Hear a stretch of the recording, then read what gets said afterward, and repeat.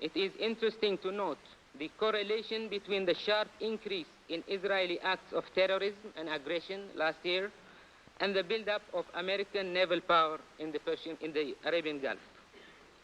The brutal Israeli raid of Beirut and the bombardment of the Iraqi nuclear installation were immediately followed by American military maneuvers and war games in the Middle East. The Israeli annexation of the Golan Heights might be a harbinger for more American military involvement in our region. Mr. President, should we then expect the United States to vote for a resolution that would impose sanctions on Israel within the purview of Article 41 of the Charter? The answer is obvious.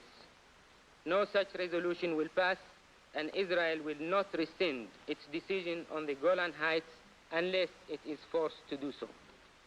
The Arab world, Mr. President, will once again have to face the Israeli challenge, and America's Arab friends will have to reassess their relations with the United States.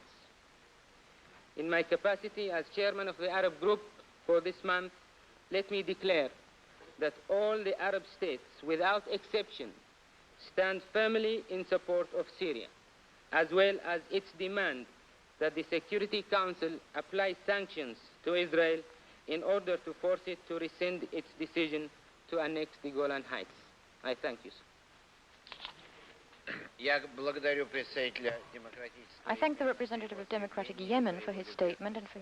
There is no way of avoiding a determination that Israel's non-compliance is lawless and reckless, and that the administration Israel is imposing in the Golan Heights is a direct challenge to the Geneva Convention, a violation of international law, a defiance of the United Nations resolutions, a threat to peace, and a clear act of aggression.